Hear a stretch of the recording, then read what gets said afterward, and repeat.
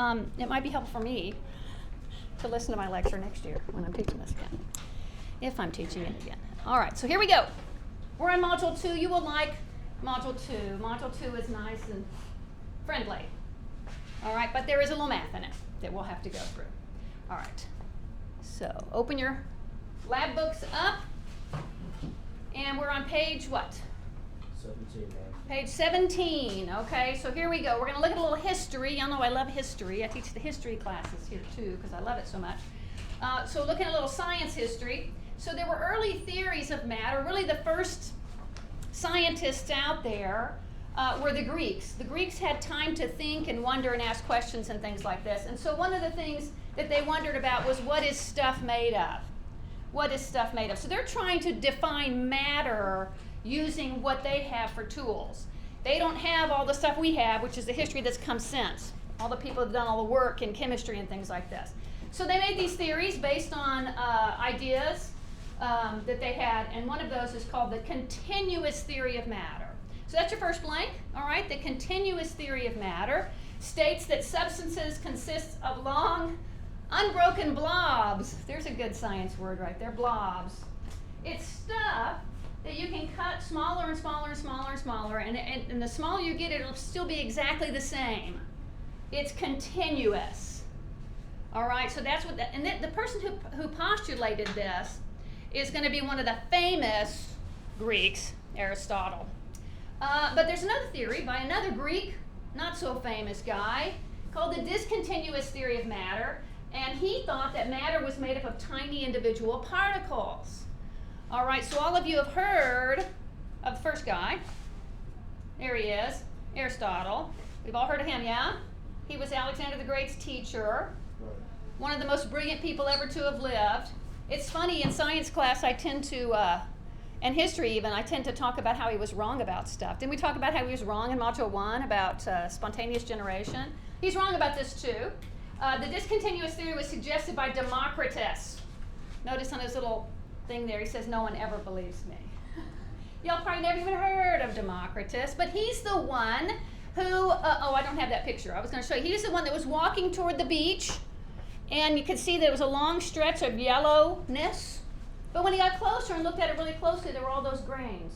And he said, wait a minute, maybe the ocean is that way. We just can't get close enough to it to see all the grains that are in the ocean.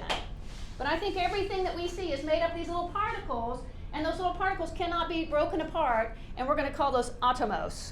That's the word in Greek for indivisible, atomos. And of course we get the word atom from that. Our next guy is Antoine Lavoisier. He's a French guy. I like this guy. He was brilliant. He came much later. He was in the 1700s AD, so that many years past the Greeks, when they're starting to continue to wonder about what matter is. The vast majority of the scientists at the time are thinking Democritus was right, that there is a discontinuous, that there's particles of some sort. There's some sort of things that are different from one another. That's why matter is different. That's why the table is different from air. So one of the things he discovered, he made some really cool chemistry equipment right here, and he was able to isolate oxygen. He named it that. He named it oxygen. Off of a combustion reaction. So he started to figure out that combustion, that means burning, wasn't some magical thing that the gods send down, a bolt of lightning or something, that it was actually a chemical equation, a chemical formula, and that needed to have this thing in it, and that thing was in the air, and he's isolated it, and he called it oxygen. Unfortunately for Lavoisier, that's his wife, by the way, who helped him with all of his experiments. She was very young. I think he married her when she was 14. But she helped. She was brilliant. She had a brilliant mind. Sadly, Antoine Lavoisier was part of the aristocracy of the French, and in the 1790s, the French had a big war called the French Revolution, and Antoine Lavoisier lost his head to Madame Guillotine. So they cut his head off. They were not very smart. He was one of the smartest people in the whole world, and they cut his head off. So very sad. But he came up with this. He said, okay, I noticed when I do that combustion, I can collect that oxygen off there, that whatever I started with, I ended with. All right, this is the law of conservation of mass. It actually is going to be updated to the law of conservation of mass and energy soon, but let's talk about mass right now. What he says right here is, during a chemical reaction, Atoms are neither created nor destroyed. They only change form. So if you just want to write part of that, say atoms or matter is neither created nor destroyed. It only changes forms. It remains constant throughout the reaction. It's kind of like a math problem. You know, I have to have 2 plus 2 equals 4, then I have to have 4 things on the left side of the equal sign and 4 things on the right side of the equal sign, right? Otherwise it's not equal. Same thing with chemistry. It's a math problem, and both sides have to be equal every time. Every time. We call that a balanced equation. It has to be balanced. Y'all are going to be spending time on balancing equations, and you may like it, you may hate it, but you have to do it. All right? Not today, okay? All right, so the law of conservation of mass. So here we go. Matter cannot be created or destroyed. It only changes form. If I start with some sulfur in a test tube, and I mix it with some iron in a test tube, I put those together and I add heat, I end up with something new. Iron sulfate. There it is. It's kind of stinky. It turns into a little kind of cool orange blob.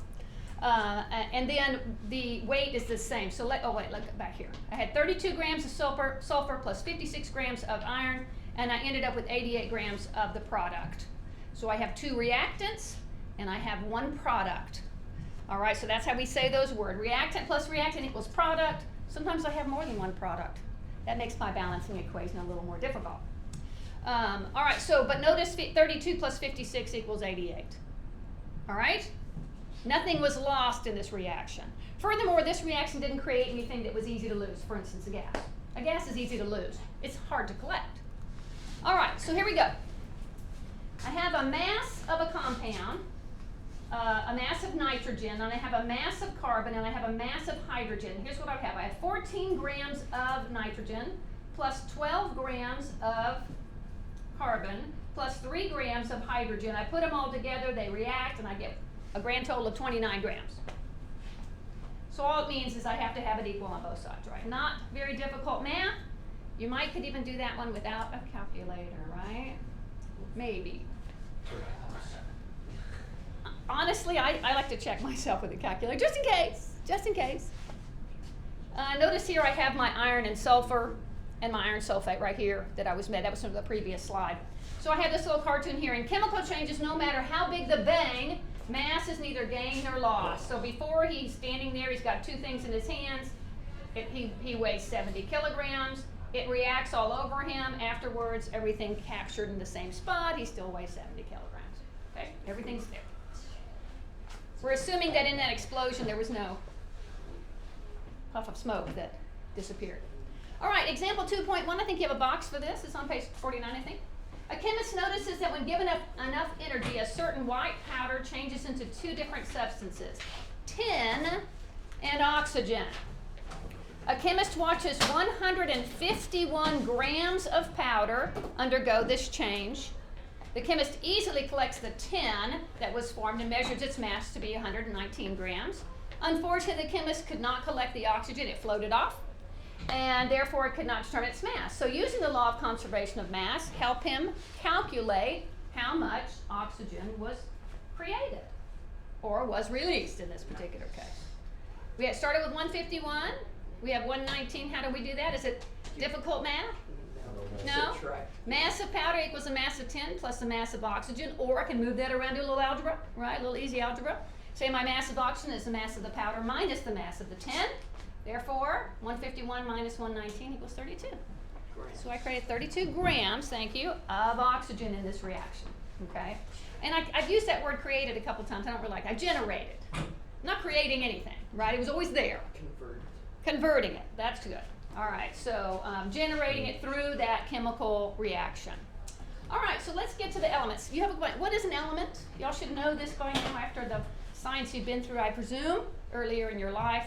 An element's a substance that can't be broken down to less massive substances. We call it maybe a pure substance, okay? So right now we're breathing in air, right? And it's got many elements in it. What we want from the air is something called oxygen. Our body needs it. And there's oxygen in our atmosphere. Thank goodness. Yes. But there's also CO2 and lots of nitrogen and all this other stuff that we're breathing out. The nitrogen we just breathe in, we just breathe it back out. We don't use it. It doesn't hurt us. Also fortunate for us. All right, so we're going to see here that this box is showing us an example of an element. The lightest element known. All right, and I don't think there can be anything lighter than this, okay, because it's only got 1 as its atomic number. There's nothing smaller than that. We're going to get to that about how there's no decimals in chemistry. Okay, there's no fractions in chemistry. In fact, we always have to work at getting fractions out of chemical equations. We will not use fractions. But we get fractions sometimes and we have to fix it so there's no more fractions, okay? We can't have that. It's against the law of chemistry. All right, so this is telling me, this big H is telling me that the element is called hydrogen. This 1 is telling me how many protons it has. And this 1 down here is telling me what its mass is, how much it weighs. All right, and that 1.008 refers to the atomic unit. Okay, so you can imagine it's something we can't weigh on my little gram scale. Yeah, it's very, very small. Very lightweight. In fact, it's so lightweight. What do we know about hydrogen? Do you know? It floats. It floats. Yeah. All right, so over the years, scientists have figured out that there are different elements. All right? So the building blocks of creation. Elements 1 through 92. I think you have a box that says interesting things about the periodic chart of the elements. Interesting fun fact. Yeah, but if you leave it blank, that means you found nothing interesting or fun about the periodic table. Let's see, the blocks of creation, building blocks of creation. 1 through 92 are natural. They're found naturally in the earth, on the earth, floating around the earth.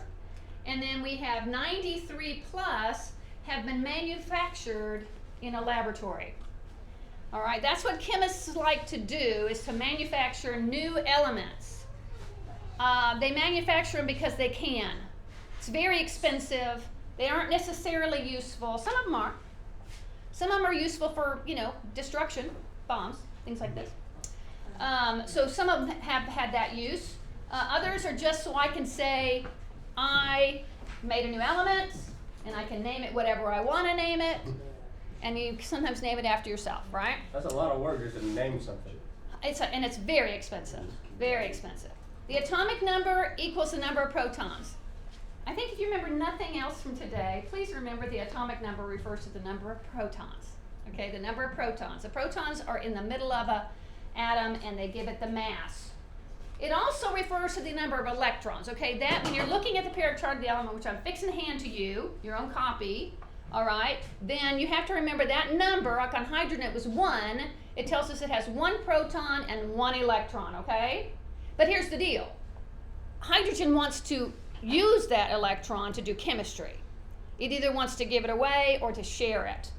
All right, so that's why we don't say it means how many electrons and protons are. In a perfect world, when everything's just an element, okay, it means it has 1 proton and 1 electron, sure. But almost everything's going through chemical reactions, so therefore that electron might be gone.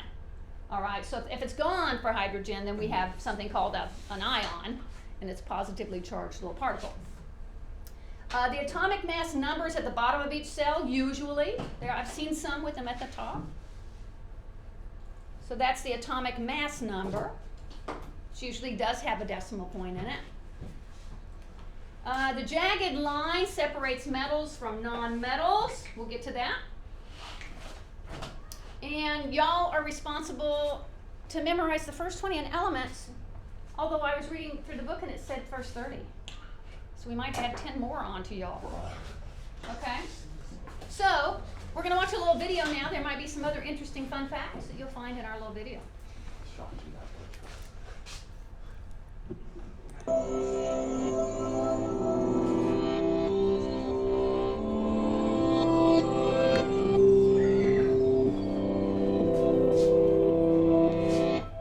The periodic table is instantly recognizable. It's not just in every chemistry lab worldwide. It's found on t-shirts, coffee mugs, and shower curtains. But the periodic table isn't just another trendy icon. It's a massive slab of human genius, up there with the Taj Mahal, the Mona Lisa, and the ice cream sandwich. And the table's creator, Dmitry Mendeleev, is a bona fide Science Hall of Famer. But why? What's so great about him and his table? Is it because he made a comprehensive list of the known elements? Nah, you don't earn a spot in Science Valhalla just for making a list.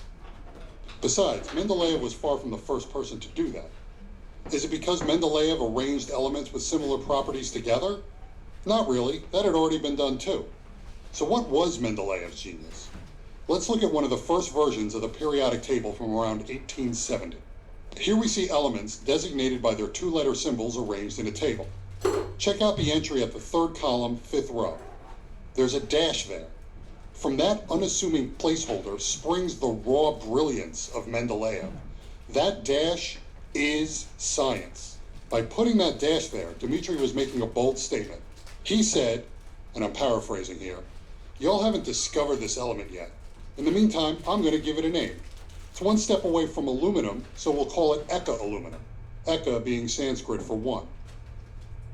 Nobody's found Eka aluminum yet, so we don't know anything about it, right? Wrong. Based on where it's located, I can tell you all about it. First of all, an atom of Eka aluminum has an atomic weight of 68, about 68 times heavier than a hydrogen atom. When Eka aluminum is isolated, you'll see it's a solid metal at room temperature. It's shiny, it conducts heat really well, it can be flattened into a sheet, stretched into a wire, but its melting point is low, like freakishly low. Oh, and a cubic centimeter of it will weigh 6 grams.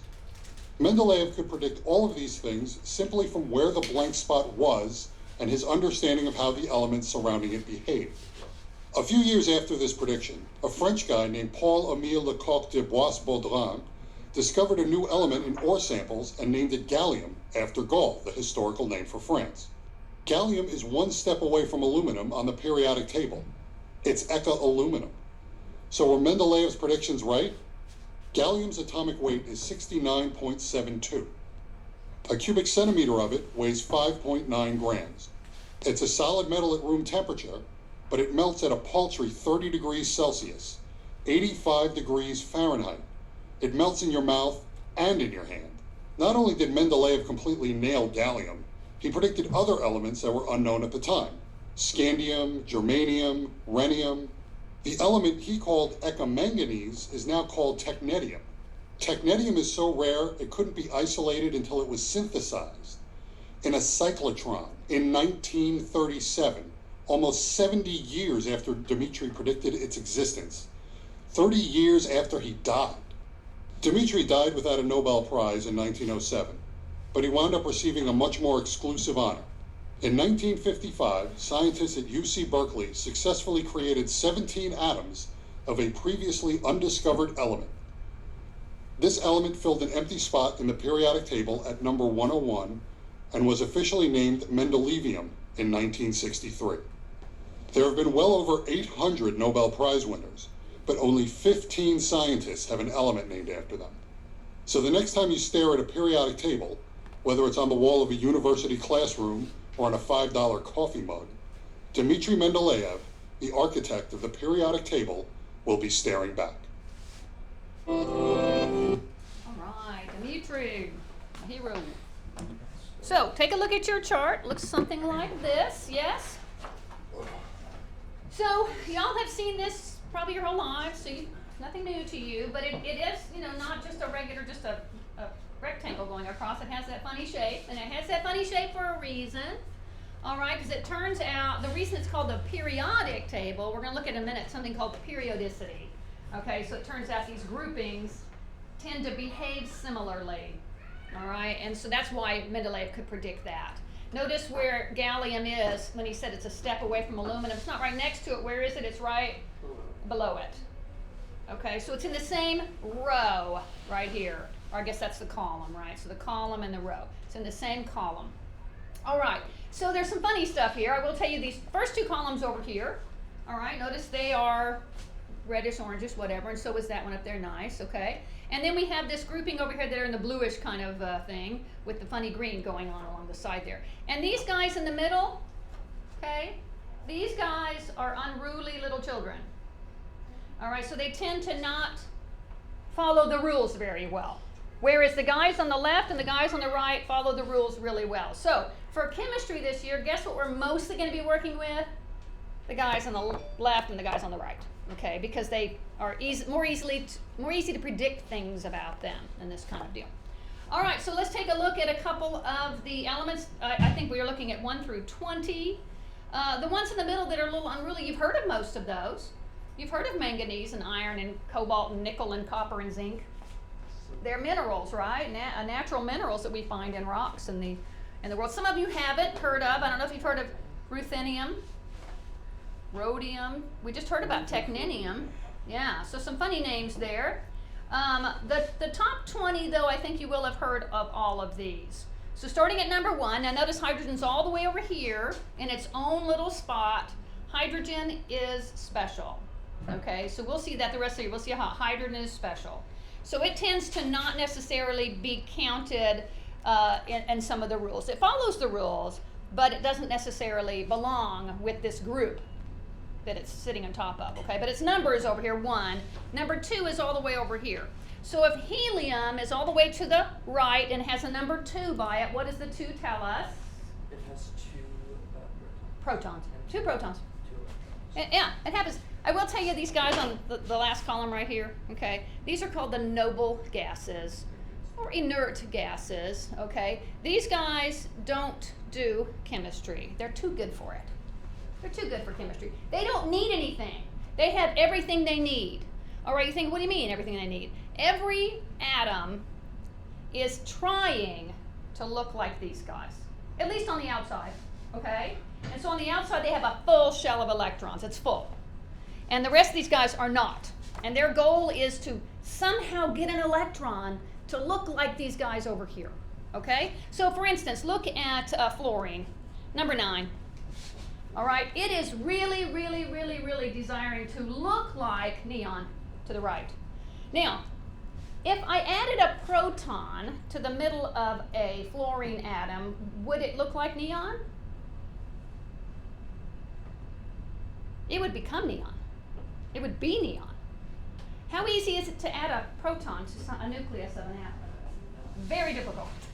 Very, very difficult. That's what those guys are doing when they're making all this stuff, okay? They're adding protons together. That's very hard. It's also not chemistry. It's physics.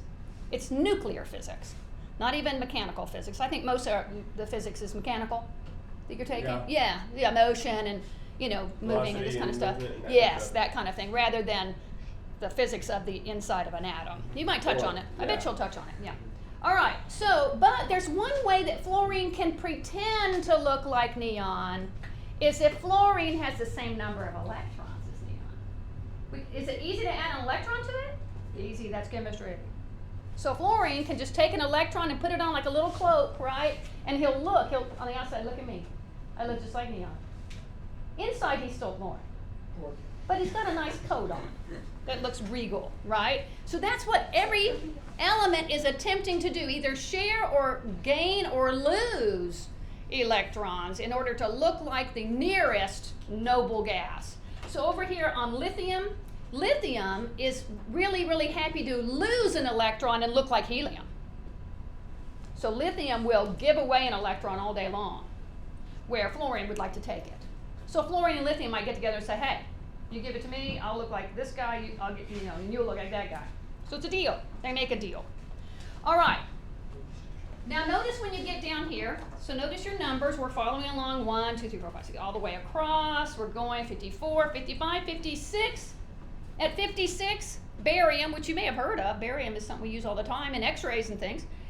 Notice the next block over is blank, and the next number is 72. Well, what happened? Well, notice we pulled 57 down over here. That same thing happens in the next row. We pull 89 through 103 down right there. These guys are really strange. They need their own special stuff. We won't hardly even talk about those guys in Chemistry 1. If you take Chemistry 2, I don't know who teaches that, not me. But if you take it someday, they might talk about that. I don't even know. Don't want to know. I don't want to know anything about these guys. All right? Okay. And then you're going to see in a minute, we're going to talk about metals and nonmetals. Okay, so here we go. Here's our hydrogen. We have our atomic number. It's at the top of your box, yes? We have our symbol, H for hydrogen. We have our atomic mass right down here. Notice this says 1.01. Ours says 1.008, which we could round up to 1.01. All right. This is called atomic mass unit. All right, check this one out. Look at your chart. Can you find it? You heard of carbon before? Yes, ma'am. Okay. How many protons does it have? How many electrons does it have? And what does it weigh? Interesting. 12. That's interesting. It doesn't get any mass from its electron. Did you know that? The electrons confer no mass. 0. It's called negligible mass. Negligible. Okay? So it gets its mass totally from its nucleus. So its nucleus has protons, and in this case we know it's 6 protons, but it weighs 12. It has 6 something else in there too. They're called neutrons. They weren't discovered for a long time. All right? Neutrons because they don't have a charge. The protons have a positive charge, neutrons have no charge, electrons have a negative charge. All that got discovered over the ages.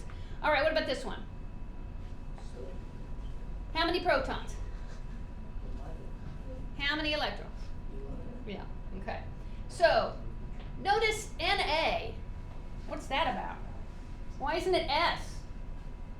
That's because S is for sulfur. But it turns out they use the Latin-derived name of salt called natrium. It's the salt they used, to make mummies, right? And that was called natrium. And then, of course, we're going to see this mass down here is going to be because of the other stuff in the nucleus. All right, so what do elements look like? The easy answer is we have no idea. Well, okay, we don't know. We do have some idea. And the idea that we have has been done over the years, where I think we're going to look at each one of these scientists in maybe next module and to see how they came up with these different models. But right now what we're working with is something known as the Bohr model. Bohr model is named after Niels Bohr. It's not right. It's not true. But it's really easy to grasp it because it's close. It's close to true. All right, so it's kind of simplifying what we think is true. We've never seen it. We never will see it until heaven, when we have that strong microscope, right? I'm hoping we get to see it. What we think is going on is that we have that mass-giving part of the atom in the middle, called the nucleus. That's where the protons are. When scientists figured out that they were too heavy, they realized there was something else in there because it gave it weight. And that's when they discovered the neutron, but it happened much later. The electron is spinning around in an orbit, sort of like the moon spinning around the Earth, okay? And that was Bohr's big innovation. He said, yes, it's spinning around in a fixed orbit. That's what's wrong about it. It's not fixed, all right? It's a cloud, but we'll get to that. All right, so if we look at, for instance, this one, we can see 1, 2, 3, 4, 5, 6, 7 protons. So what is it? That's nitrogen. Yes, and we can 1, 2, 3, 4, 5, 6, 7 electrons, just to be sure that there wasn't another orange one, yellow one hiding back there. So that's nitrogen because it has 7 neutrons in it, and you can see it on your periodic chart there, N for nitrogen. All right, if you took physical science with me, we made a little model of this out of M&Ms. We put the big M&Ms in the middle and the little tiny mini M&Ms around like that, and then we got to eat them, right? All right, now remember, elements to the right of the jagged line, and hold on just a minute before you look at my jagged line, we're going to look at your jagged line, are the nonmetals, and the elements to the left of the line are metals, but I want you to make sure you know where the jagged line is. Okay, so essentially the jagged line for you is going to start at aluminum, all right? And it's going to, who has a book out? Here. Get my book. I just want to make sure we do what the book tells us, because there's debate over this, where to draw the line.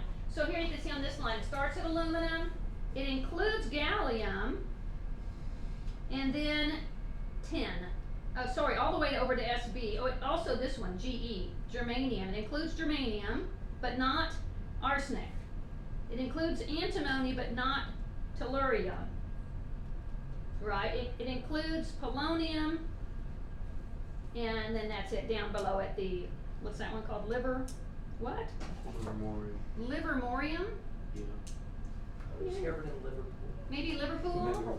Unless maybe somebody likes to eat liver, I don't know. Tastes like liver. Okay, so why is there a debate over that, which ones are metals and which one, on that, where that line exactly goes? So my line here isn't exactly right. It should go like this. In fact, I'll draw it. How does it have? Say again? It should go like.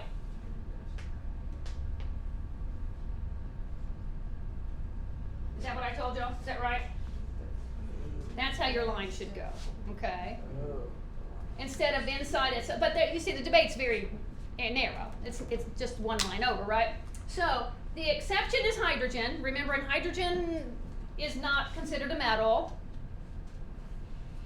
And then I thought I was gonna put up here. Okay, and the other thing is we'll look at what those little transitional ones on the sides of that little jagged line. We'll look at they're kind of special right there. But what I wanted also to show you was we have this thing called periodicity. The groupings of these tend to have behavior. They behave in such a way that's predictable.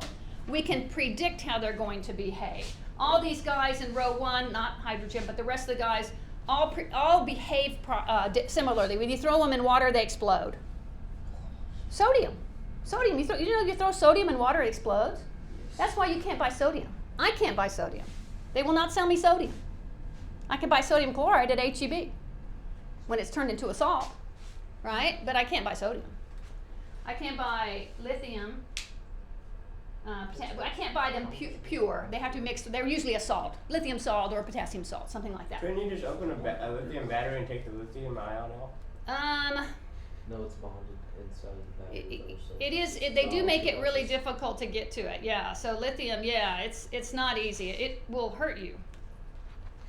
Yeah. It'll burn you. It will burn you. Most battery acid will. Okay. So, but notice we have things called like melting point, ionization energy, electronegativity, atomic radius. We're going to get to all of that in future modules. But I just wanted you to show they have this relationship based on where they're found on the chart. That's why they got there. That's why they got to their spots. All right, so this is your next blanks to fill in. The properties of metals.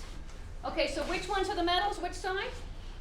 Metals are everything to the left. To the left of the jagged line, right? So they tend to look like this. They're soft and pliable. Think about a paperclip. It's made of metal, right?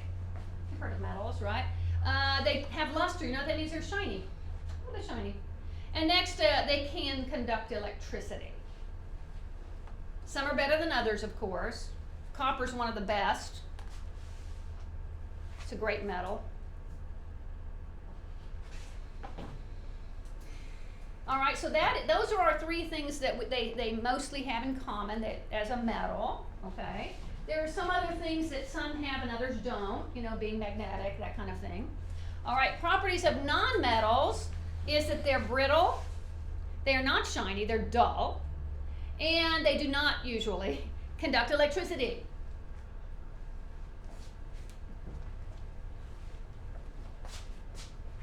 Once again, we can manipulate some of these to do things they don't naturally do, like superconductivity, things like that. All right, and then what we have is those guys along the jagged line. They're called metalloids. Metalloids, they're kind of metally, kind of sorta. All right? So metalloids share many similar properties with metals, including they appear to be metallic in appearance, but they're brittle. They're not malleable, they're not bendable.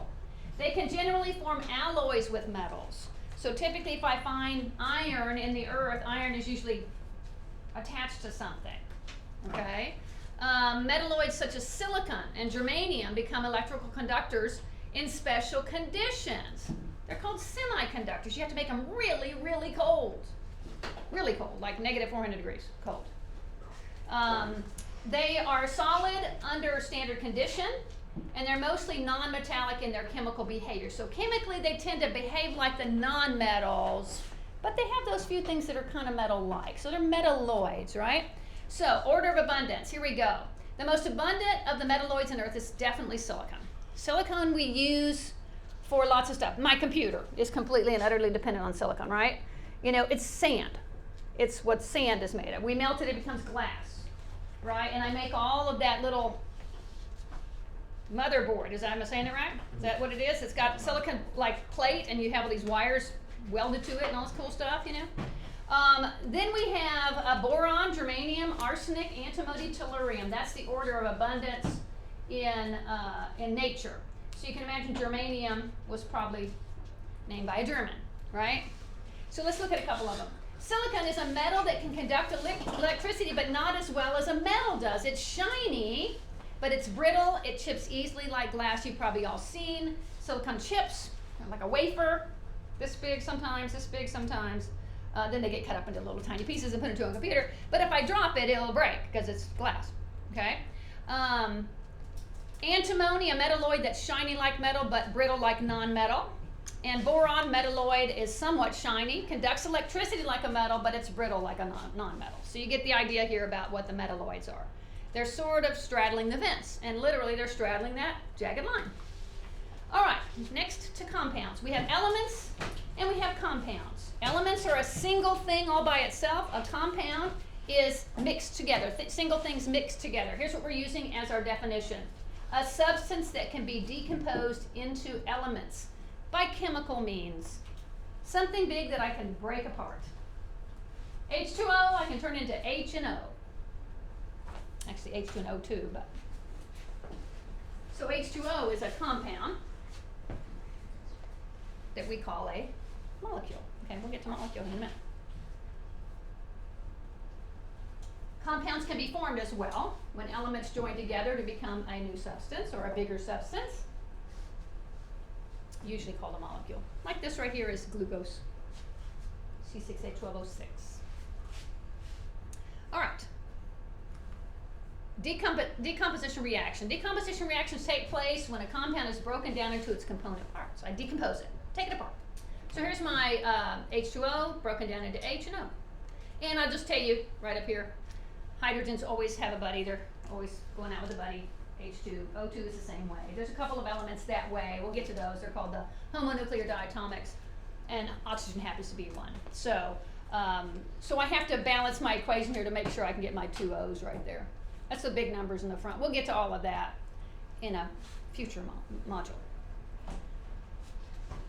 All right, so I thought I had a little video on decomposition, but apparently not. So we don't have to worry about that. All right, moving on. Historically speaking, we have this guy who shows up. His name is Joseph Proust, another Frenchman who comes along, and he was doing some work with stuff, and he decided that the proportion of elements in any compound are always the same. So this is similar to what Lavoisier said, right? That nothing ever disappears. All right, the compound is always the same. It's like a recipe. All right, so if I have 4 hydrogens and 2 oxygens, I can work with those to make 2 H2Os. All right, but I have to have the 2 hydrogens and the 1 oxygen in order to do that. If I have 2 hydrogens and only 1 oxygen, I can only make 1 molecule of H2O because I don't have enough oxygen. So when we look at a chemical reaction that takes place, and we see that it goes through this process, all right, we're going to see that the proportion of the elements are always going to remain the same. All right, now it depends on what we're making. Have you ever heard of H2O2? Mm-hmm. Yeah? So you know my joke? Yeah, that's hydrogen peroxide. So I can get hydrogens and oxygens to get together in different ways and make something else. And the chemist walks in the bar and says, I'll have a glass of H2O. And the second chemist says, that's a great idea, I'll have H2O too. And the second chemist died. All right, because the difference was that he drank hydrogen peroxide. Right, okay. Okay, there's really some really great, very corny chemistry jokes out there. You put one at the top of your quiz and it makes me laugh, I'll give you a point for that. Okay. All right, so here is combustion. We have fuel. We have organic fuel. We have oxygen. Remember Lavoisier established you had to have oxygen in order for the combustion to take place. And we end up with ashes, carbon dioxide, and water. That is the chemical formula for combustion. Every time I have a fuel, I have oxygen, I have CO2 and H2O. If my fuel is carbon-based.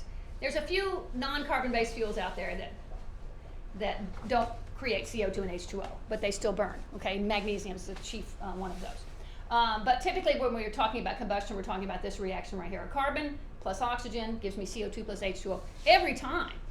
So if I ask you to write out a combustion reaction, you're going to have to remember, oh yeah, that's right. I'm going to have CO2 and H2O every time, as long as I have a carbon in the front. All right, let's start here. Here we have, we're going to be looking at our proportions that Proust was talking about, okay? So I have 10 grams of lead reacting with 1.56 grams of sulfur, and I get 11.56 grams of lead sulfide. That's what I make with that, okay? But if I have 10 grams of lead and add 3 grams of sulfur, I'll still only get 11.56 grams of lead sulfide, and I'll have some leftover sulfur. All right, it just won't be used up there. This is where we get to the law of limiting reactants. In this case, the lead ran out first, and I had leftover sulfur. If I use too much lead, 18 grams plus 1.56 grams of sulfur, I'll still have only 11.56 grams of lead sulfide plus 8. Notice these numbers add up to equal the other side every time. Okay, so we're using Proust, we're using Lavoisier's mass conservation. All right, a chemist reacts 15 grams of calcium with 15 grams of oxygen. This reaction makes 21 grams of a compound known as lime. Along with the lime, there's also some leftover oxygen. If the chemist wants to make 55 grams of lime and have no leftover oxygen or calcium, how much of each element should he use? All right, this turns out to not be a very difficult problem as long as you know where to begin. Okay, know where to start. All right, so let's watch a video so I don't miss a step. In this example, we have a chemist reacting 15.0 grams of calcium with 15.0 grams of oxygen to make 21.0 grams of lime and some leftover oxygen.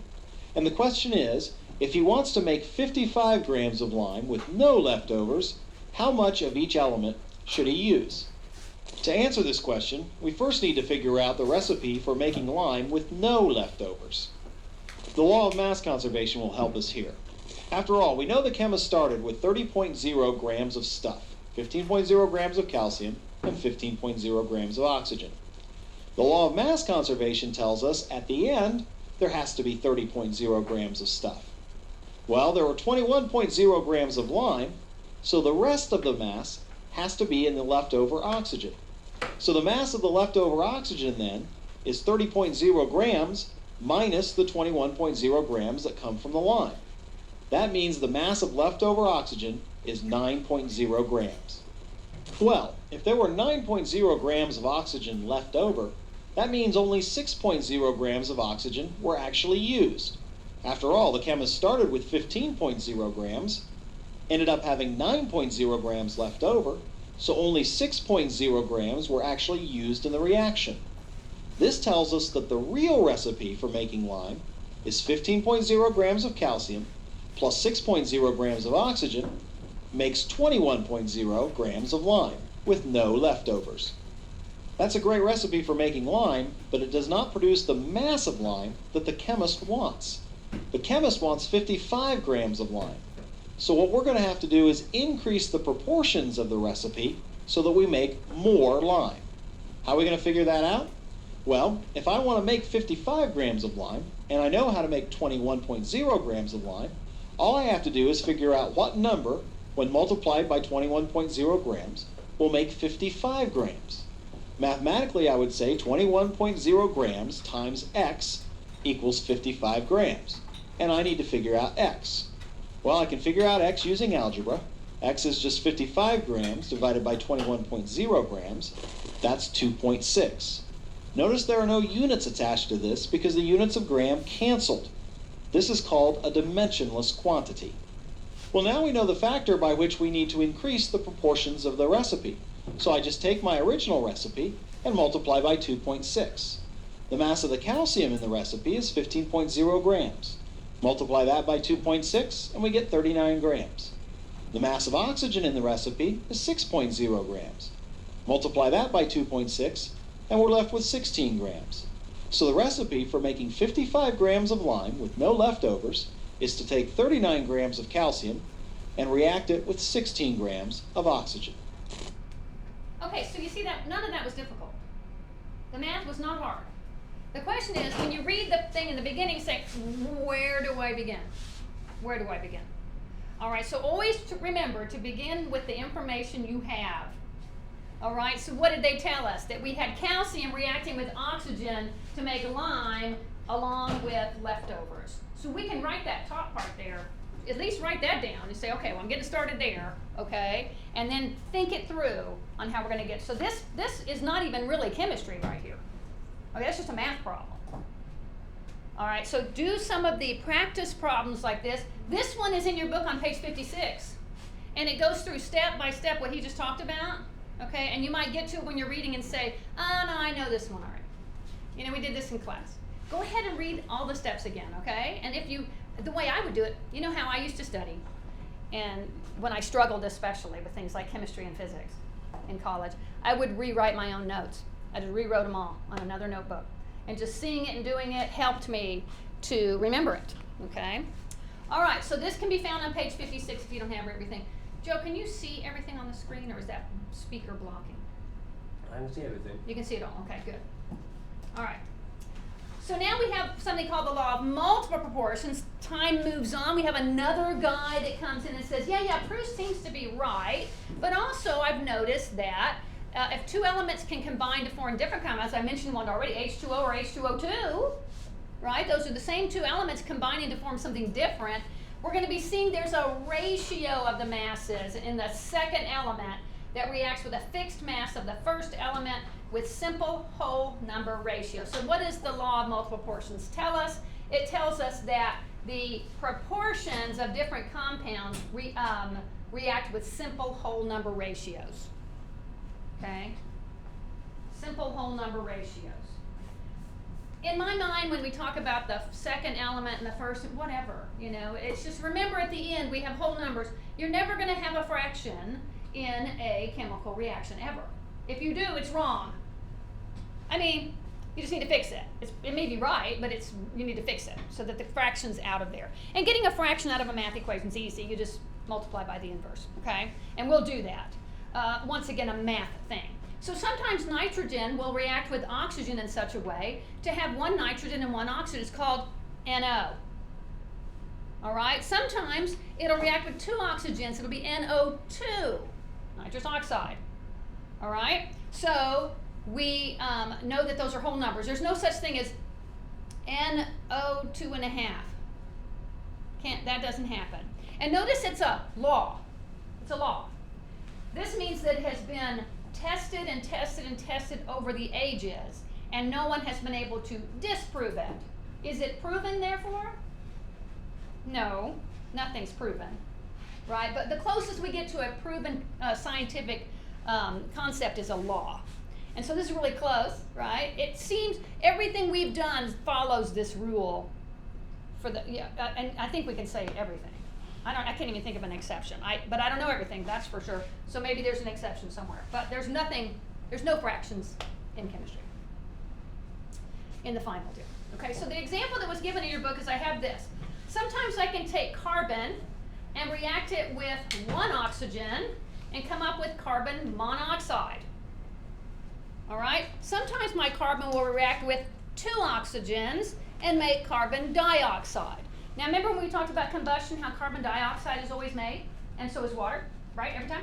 So what we have here is combustion. Sometimes when you're combusting something, so imagine now a fireplace in your house on a cold winter day when the whole state of Texas is shut down from ice, right, and snow, right? So we're all sitting there, and those of us who have fireplaces are like, wow, hooray, I have a fireplace. Those who don't are getting all the blankets out, right? So I'm burning my wood in the fireplace, right? And it's combusting. I have heat and light coming to me, all this kind of stuff. Well, after a little while, I'm sucking, I don't know if you ever noticed that, but it sucks the oxygen towards it because it needs it, right? So it's sucking the oxygen out of the room. It's pulling it up the chimney. That's why it works. You know, that's why it doesn't fill our house with smoke, because the oxygen's pushing everything up the chimney that way. But then I don't have quite enough oxygen. So what starts to happen is I only have one to go with my carbon, and I make carbon monoxide. All right. Fortunately, with a fireplace, we have enough ventilation in our house that most of it's going up, because you know that carbon monoxide is deadly. Yes. It will kill you. Also, carbon monoxide and carbon dioxide both are heavy. That means if I had a room full of, it would fall to the floor, while the oxygen, the air, the atmosphere would rise to the top. And therefore, if I'm sleeping on the floor and the carbon monoxide is down there with me and that's all I got, it's going to kill me. All right? Then, It's like 15 minutes. I know it can happen pretty quick. It usually happens in a small place, like a camper, for instance. People who go camping sometimes will have this problem. That's when not they're camping, using, that's glamping. when you have a camper Camper, with a yeah. heater in there. That's Okay. glamping, that ain't camping. Okay. Now sometimes I won't have any oxygen left over, so the carbon just stays there as soot. It's black. Have you ever noticed the back of your fireplace has black stuff all over it? That's soot that's on there. That like charcoal kind of stuff back there. That's because it ran out of oxygen. All right? It just left the carbon all by itself burned on the side of my thing. So we know at some point that fire was also producing carbon monoxide. All right, so look what I have. I have 12 grams of carbon with 32 grams of oxygen. How much CO2 am I going to have? That would be How many grams? 48, 44. 44 grams.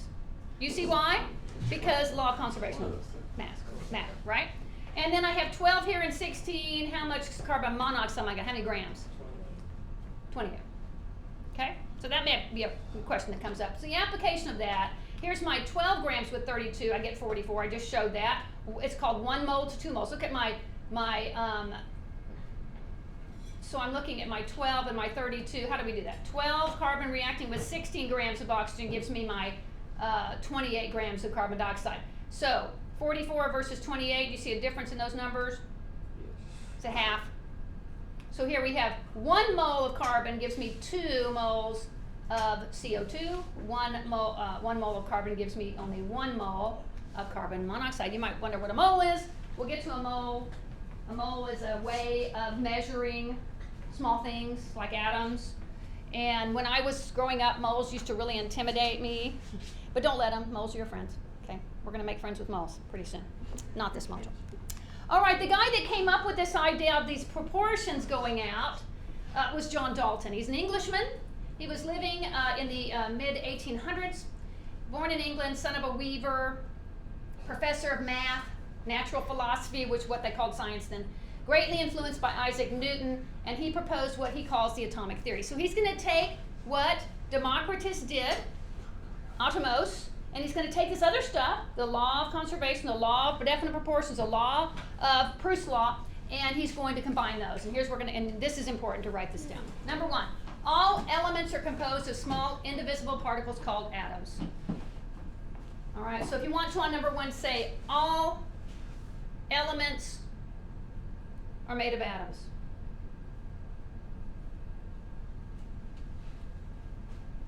Now he called them small and indivisible. We're going to see that's not exactly right. 2, all atoms of the same element have exactly the same properties. They behave the same, for the most part. Number 3, atoms of different elements have different properties. And the 4th, compounds are formed when atoms are joined together in simple whole number ratios.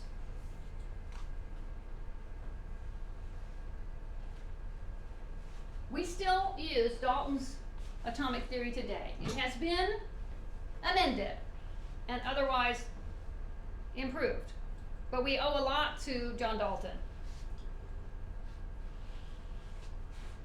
All of these guys we learned about were really smart, really good scientists in the sense that they wondered and asked why. Why do things do what they do? And that's what makes a good scientist, asking why and trying to find out the answer to that question. You know, who I think the greatest scientist was Nikola Tesla. Nikola Tesla? Yeah. He went wireless He was- before wireless was ever a Mhm. thing. He was pretty brilliant. A little bit odd. Aren't most of them? Yeah, maybe so. I know that Elon Musk is a big fan. That's why he named his car after him.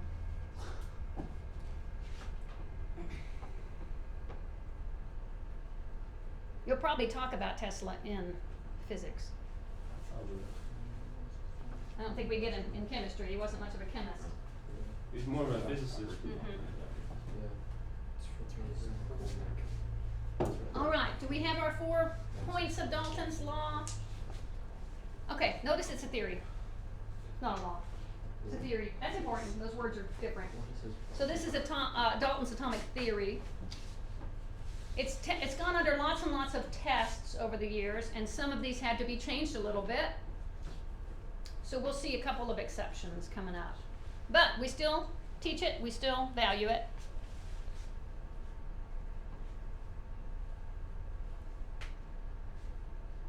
And then keep in mind all of this is in the text. All right, here we go. So if I have 16 mass units of oxygen reacting with 2 mass units of hydrogen, I'm going to have 18 mass units of H2O. Water. Brilliant, right? So it's just a rearrangement of those atoms. And something's happening. They're getting together and they're making a deal. And the deal they're doing is something to do with those electrons. It turns out oxygen really, really, really, really wants 2 more electrons. Look at it on the chart. Where is it? It wants to become How many steps is it away from neon? the 2. That means it needs 2 electrons. How many electrons does hydrogen want to offer? One. each.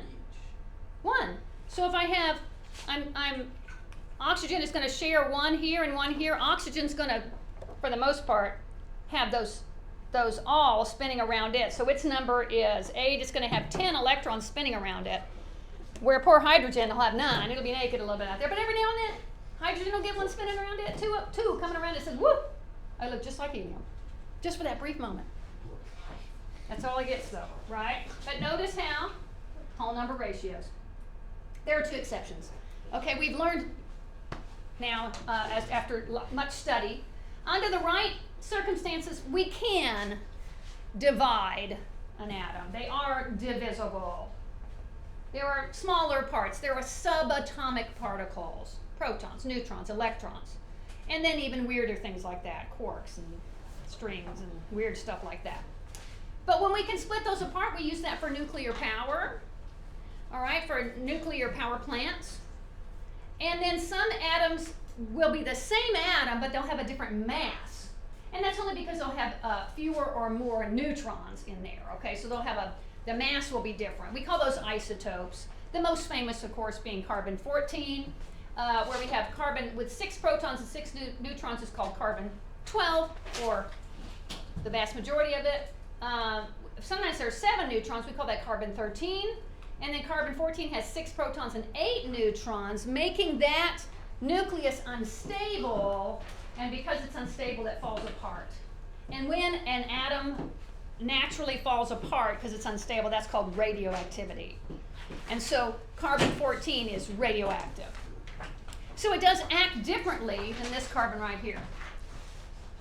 All right, we're on part B now. Turn over to part B. Here we go, molecules, the building blocks of compounds. So molecules are just compounds, right? Molecular structure determines a molecule's properties.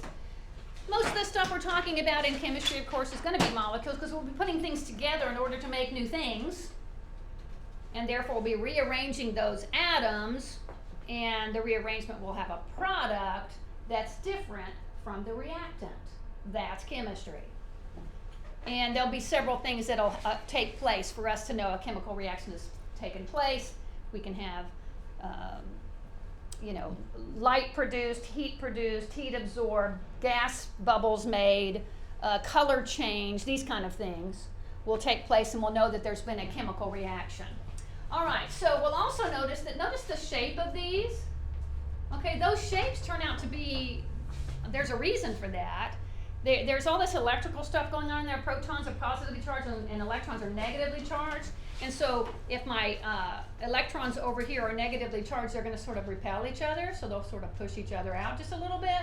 And they'll make these interesting shapes. You're going to learn about, I think, 6 or 8 different shapes of molecules coming up. Okay, but here's the tough part of the module, okay? If there's anything hard about this module, because that math problem was not that bad, as long as you know where to start, okay? The tough thing is naming them. We're going to name and classify the compounds. Chemical symbol is the abbreviation of an element. We know that H is for hydrogen. Chemical formula tells you how many of each atom are in the compound. All right, y'all understand that too. When we talk about H2O, we know that we have 2 hydrogens and 1 oxygen. And we always draw it like that, the Mickey Mouse, because my Mickey Mouse is upside down, but we draw it that way because of the shape of it. It's shaped that way. So that little 2 right there, it's called a subscript. That's going to tell you that there's 2 of that particular atom in that particular molecule. Okay? Let's see, example 2.3. Here we go. What is the chemical formula for a molecule that contains 1 atom of sodium? We're going to need your chart for this. 1 atom of nitrogen and 3 atoms of oxygen. What's that going to look like? 1 nitrogen. Oh, notice right here, I don't have a little 1 written past my 0, my O right there, because it just is a given, right? We just assume it's true. It's understood. 1 right there. So if I have 1 sodium, 1 nitrogen, and 3 oxygens, what is that going to look like? It's easy. Read. SNO3. Oh, start over. Na. Na. Sodium is Na. you just drew me sulfur. Na, N. Oh. Okay. NaNO3. Do you understand? Yes, ma'am. Is that difficult? No. Okay, you're going to have a couple like that in your quiz, and you're going to say hooray, right? Hooray for those questions. How many atoms? Okay, this is going the other way. How many atoms are in the molecule whose formula is Na2HPO4? Let's count them all. 8. Who's got 8? 2 sodiums plus 1 hydrogen plus 1 phosphorus plus 4 oxygens equals 8. Get it? You need your calculator for that one? No. Meg. What if I do? What if I do? Okay, now, this is, so that part was easy, but this part's a little more difficult. Covalent compounds, okay, we're going to be classifying matter as one of 2 types of matter. They're either ionic or covalent. Those are 2 important words. That has to do with what kind of bonding is going on. Are they having an ionic bond or a covalent bond? They're very different kinds of bonds, and therefore they're very different kinds of molecules. Covalent compounds do not conduct electricity when dissolved in water, so there are no metals in the compound. That's your biggest hint. No metals. We know where the metals are on your chart, don't we? The only problem comes in when one of those metalloids sneaks in, right? But in chemistry 1, we're not going to deal with metalloids on this one. Ionic compounds conduct electricity when dissolved in water. They contain a metal. Now, I'm telling you this generality right here. There is a time when we can get covalent things to conduct electricity. We can do that, as long as there's something called polar covalent. We don't have to worry about that right now, but just keep in mind, generally, they do not conduct electricity. So here's your hint. Look for a metal in the formula. Look for a metal. And if you see a metal in there and a non-metal in there, you know it's ionic. And at that point, you can just say, I don't know what it means, but it's ionic. Okay? So 2 rules. If a compound contains at least 1 metal atom and at least 1 non-metal, it's ionic. If a compound is made up solely of non-metal, the compound is covalent. So that's pretty easy. So, got your charts out? Which ones in this first group are ionic?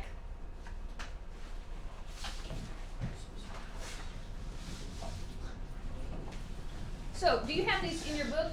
Do you have them in your book like I have them up here? So go ahead and circle which ones you think are ionic in that first group. And then the second group, you're going to circle which ones you think are covalent. So look for those metals.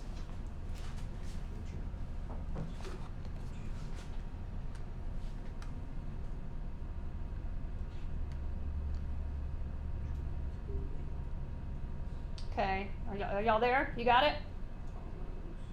Are you doing both of them? Okay. Yeah, the top one you should be done already, right?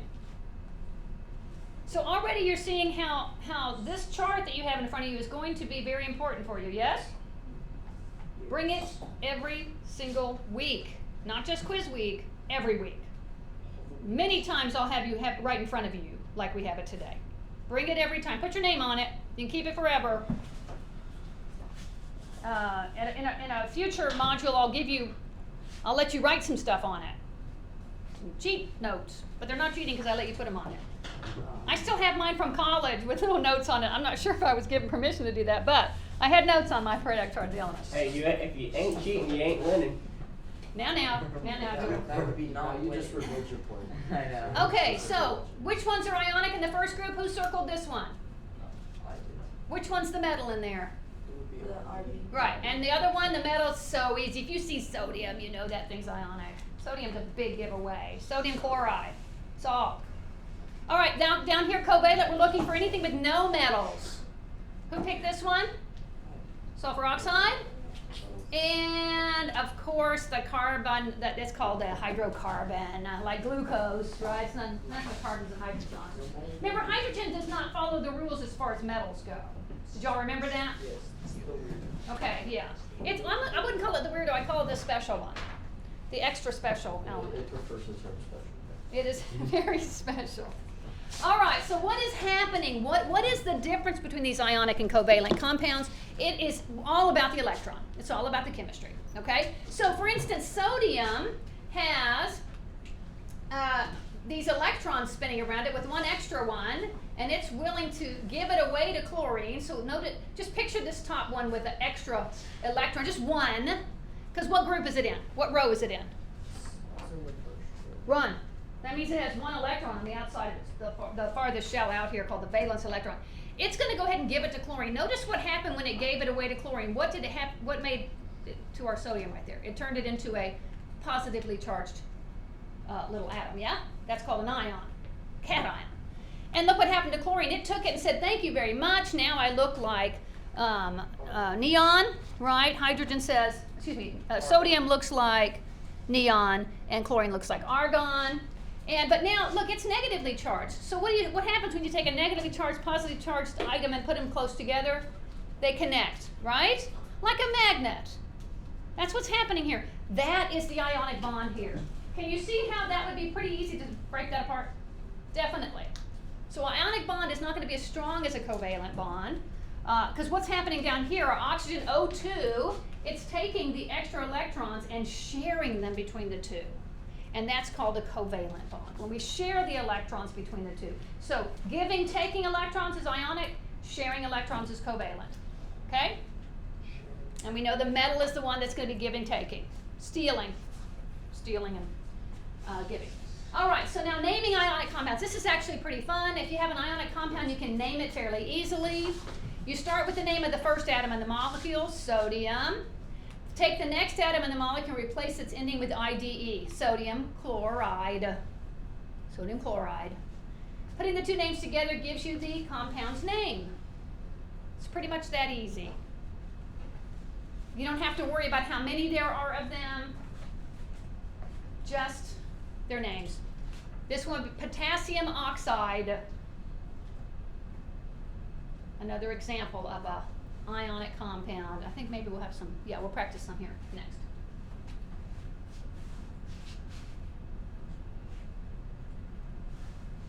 Okay, so first, and the second one with IDE.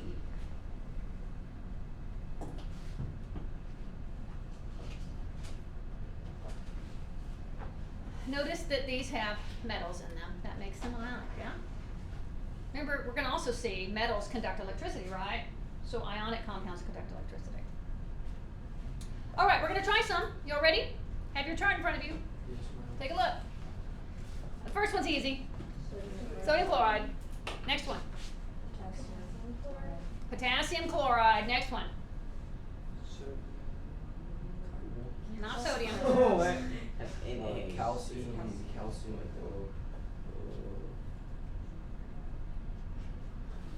Calcium what? Calcium bromide. Bromide. Bromide. You're putting the IDE on the end of it. There's a D. Honey, that's how we name them. Remember, we take the second one and put an IDE on the end. Okay, next one. Lithium fluoride. Lithium fluoride. Next one.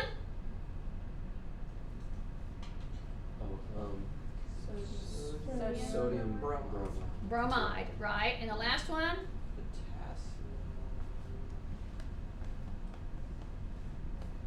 Yeah, I That's going to be one of those weirdos. Potassium iodide. Okay, say it again. Potassium iodide. Say it again. Iodide. Thank you. Potassium iodide. Potassium iodide. See, those are kind of fun, yeah? No? I didn't mind. You're going to have some of these on your quiz next week, so get to like them. Just decide that it's fun, okay? Decide that it's fun. It's fun. Just attitude's 90%, right? Isn't that what they say in football? Yeah, that's what they do. So. How about football this weekend, y'all? Every one of my teams lost. Everyone. The only ones that looked even halfway, So the I was Cowboys happy. lost, but they looked okay. Well, they always Packers, look okay. horrible. UT, oh my goodness, it's embarrassing. I was so happy. I'm a Razorback, so. Oh my goodness, the Razorbacks. Are you going to go to school there? Yeah, That's a beautiful town. I toured that campus. It's beautiful. Ah, well, I'll make sure to avoid your dad if I see him this week. He went to Rhodes as well as U of M. Okay. All right, now naming covalent. Here's the problem, y'all. This is why I want you to just decide that naming ionic compounds is fun, because naming covalent is not. It's difficult. All right, it's more difficult. Prefixes are added in front of the name of each atom. So when I have my little 2 right there, I've got to put that in the name. Okay, yeah, I know, we'll see. All right, if the first atom is only 1, the word mono, if that's the first one, mono for 1, it can be dropped. We can drop that off. We don't have to worry about that. But the ones that come after are going to have their numbers added to them. Example, CO should be monocarbon monoxide. But we can drop the first mono and call it carbon monoxide, and we switch those together to call it carbon monoxide. But what if there's 2 oxygens? What's that called? Carbon dioxide. It's the. See, you already know it. Notice the IDE is on there, right? The IDE is on there already, too. All right, and CO2 is carbon dioxide. C2H6 is dicarbon hexahydride. Yes. Because I had to do my di because of the 2, and then the hexa is for the 6. Okay, so you see, this isn't nearly as much fun as those cool. Yeah, boo. Yeah. If you know like your roots and whatnot. Here we go. Here our prefixes are right here. Number 1, mono. I think you have a chart, yeah? 1 is mono, 2 is di, 3 is tri, 4 tetra, 5 penta, 6 hexa, 7 hepta. Look at those carefully. Hexa and hepta. 8 is octa, 9 is nona. Anybody call grandma nona? Yeah. And 10 is deca. That's old school. Is it? Nona. Yeah. I think it's Germans, right? Nona. It is German,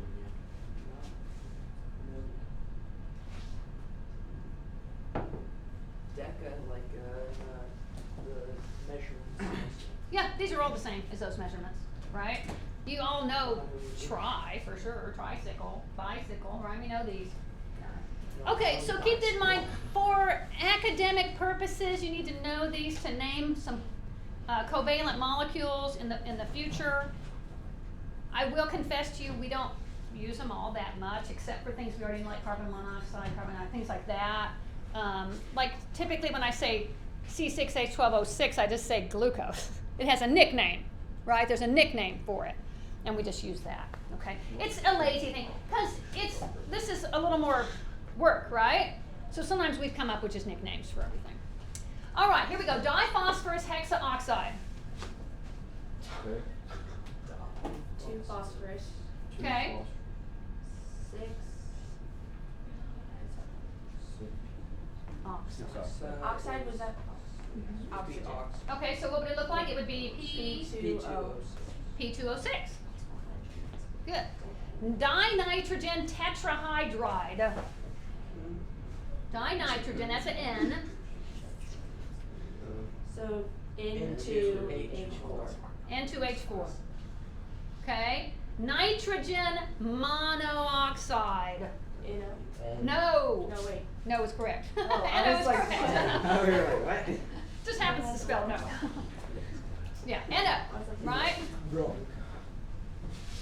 So did I say monoxide? We've shortened to monoxide. Okay. Remember, first determine if something's ionic or covalent. If I give a problem like this, example 2.4, name the compound whose chemical formula is Al2O3. First thing we have to say, wait a minute, is it ionic or covalent? So let's look at it. Al2O3, ionic or covalent? Aluminum, definitely a metal, right? Yes. So is this going to be easy to name? So we're just going to call it aluminum what? Aluminum oxide. Aluminum oxide. Easy breezy. Yay. Now the next one, what is the name of the molecule pH 3? Not ionic, therefore covalent. Phosphorus. Somebody's got it. Trihydride. Trihydride. Okay, not trihydrogen, but trihydride. Okay, so if you get them in this form to answer the question, those are a little more fun, yeah? A little more fun. Okay, that was on example 2.4. Good? All right, review. We're going to name the following. First, determine if it is covalent or ionic. It's ionic. Okay, the first one. So what's that one called? Sulfur dioxide.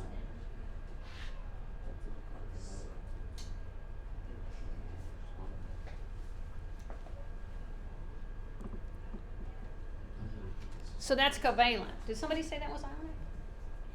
Some said that was ionic. But you named it covalently, right? Sulfur dioxide. The next one I believe is ionic, calcium, yeah? Yes. Okay, what's it going to be called? We don't have to worry about the little 2. Calcium chloride, right? Next one, OCl2. Oxygen. Is it covalent or ionic? It would be covalent. Yes. So it would just be Oxygen what? Chloride. oxygen dichloride. Dichloride. And the next one's sodium and sulfur. That's definitely, if you see sodium, you know it's ionic. So we don't have to worry about that little 2. So what is it? It would be sodium. Sulfide. Sulfide. Sulfide. Did Not you? sulfate. No. That's important. We're going to get to the sulfates and the sulfites. That's different. Okay, that's a different thing going on there. So don't make that mistake. That's a different compound. All right, so here it says, summary, ionic compounds, metal present, does not require prefixes. Covalent molecules with no metals do require those prefixes. Di, mono, blah, blah, blah, right? All of those, tetra. Notice I didn't have any tetras or heptas or septa, because we just don't see them that much. All right, classifying all matter. So we have matter. Matter comes in phases. Those phases are solid, liquid, or gas, right? So we have all of those present on the Earth at any given time. And then we can break them up into a pure substance, which means that it's just one thing. So you might say, oh, it's an element. Well, but what if it's pure water? It's a pure substance. It's pure H2O. It's a molecule. So, but it can be a pure molecule. Those can be either elements or compounds, as long as it's pure. I can have pure gold, right? That would be an element, and it's going to be solid. All right. I could have pure water, which would be a compound, which could be liquid, gas, or solid, right? Depending on what the temperature is. Also, other than pure substance, I could have something called mixtures. They're variable composition, and those mixtures can be either heterogeneous, meaning a bunch of different things, or homogeneous, very same. So here we're looking at a pure substance is a substance that contains only one element or compound. Just don't think it's only elements. And a mixture is a substance that contains different compounds and or elements. They're mixed together. And we'll look at some examples here. I'm drinking coffee. Think it's pure substance? You put the lime I and the add so coconut much and the stuff to sugar. my, oh my goodness, I put so much stuff in my compost. You don't drink it straight? Oh no, I want to be able to do that, but I don't. It's too bitter. My grandparents did, and I don't. I put cream, sugar, Yes. chocolate, It's not just straight back, it's Mushrooms. dark Yeah, roast. Mushrooms. mushrooms. I'm not sure Yeah, about mushrooms. like Most materials are indeed mixtures, like coffee, It's right? like a So 2-to-1 my sugar, ratio. when my sugar goes into my coffee, it moves it around. It's called dissolving, right? It moves it around through there. It's still sugar, that big giant thing of sugar, and those are little water molecules right there. okay? Which coffee is mostly made up of water. Because I use water in my little Keurig, right? Okay. Homogeneous mixture is a mixture with a composition that's always the same no matter what part of the sample you're looking at.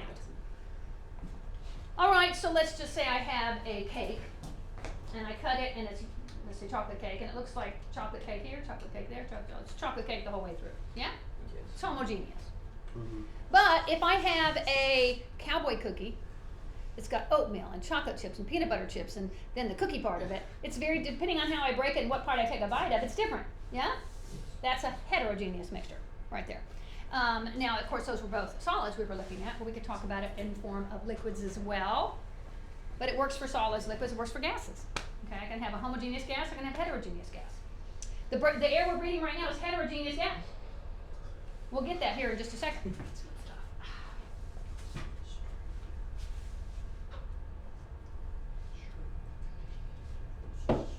Okay, take a look at these two things. Which one's heterogeneous, which one's homogeneous?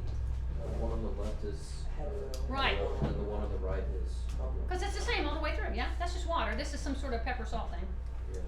All right, what if I want to separate a heterogeneous mixture? I have sand and I have iron stuck into a little petri dish of some sort.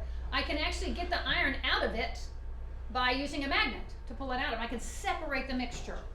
When my younger, elementary kids, we had one of these separating a mixture, and I gave them some trail mix. And they had to separate all those. They had the peanuts and the raisins and the whatever M&Ms and the whatever else is in trail mix, right? And they had to separate them that way. So that was a tasty way to separate it. All right, which ones here are homogeneous? Which ones are heterogeneous? The lemonade would be homogeneous. Homogeneous. And the rock would be heterogeneous. I guess it depends. That rock is a little hard to, literally, Yeah. but hard to tell at this point. It's a mixture of smaller rocks and many. So if it's conglomerate, yeah, you could see a little extra separate parts in there. What about that? Heterogeneous. That's heterogeneous. And that would be heterogeneous. This is a group of seeds, right? Okay, our composition of our air is a mixture that's heterogeneous. 78% nitrogen. Are you supposed to write this part down? 78% nitrogen, 21% oxygen, other gases 1%, including argon, helium, CO2, ozone, and then that doesn't even count H2O. Our atmosphere has a lot of H2O in it, and if you've noticed, over the weekend we had less H2O in our air. Have you noticed how it was not very humid this weekend? And how lovely it was in the mornings? Yeah, I had So lovely nice. all day Saturday. It was so nice, yeah, and then the humidity came back Yeah, on Sunday. and then it's like. And then today, it felt pretty good out this morning because it was cool enough. Last night was beautiful. Yeah, yeah. Did you see the stars? Yeah. So if you don't have very many clouds, that's low humidity. Yeah. Okay, now listen, guys. Next week, we're going to have a quiz over Module 2, yes? All right, so that means that you will have read the entire module. You also will have done what? Study guide. And hopefully the practice. Study guide. Did I hear study guide in there somewhere? I heard mine. Okay. All right, so study guide, you're going to bring that with you and hand it to me. Yes? On your own. Okay. Say again? On your own. I don't care about the on your owns. Do those on your own. But if you do your practice problems at the back and bring those too, I'll give you some extra credit if you need it for that. Keep in mind you can never score over 110. Wait, you can score up to 110? Yes, because I give you, if you get 100 and you have 10 points from your study guide, that's 110. But you can't score over that. Huh. Okay, so if you bring practice problems, you're not going to get 120. Sorry. 110 is the max. Dang it. Right there, okay. But the other thing, gang, listen. You know what else you have to bring? Bring your periodic chart of the elements. And a calculator. But listen closely. I'm not done. Listen. Before you start your quiz, will be handed a piece of paper that looks like this. And you won't be able to use your periodic chart for this. Just the names though? You're gonna have a symbol. I will give you the symbol. You will have We to don't have name to- it. You we don't don't have to have tell to- me number, you don't have to tell me anything. You just have to tell me the name of it. I can And then I will take that part up, then you pull out your periodic chart of the elements, then I'll give you the rest of the quiz. You get it? Yes, ma'am. Okay? And kind of really, this is sort of like extra credit too. So go ahead and study that. So here, page 616 are where the practice problems are. Complete, it says here OIOs. I want the study guide. That's considered your homework. Don't forget your calculator and your periodic chart. All right, very good. See y'all next week. Some of you I'll see sooner.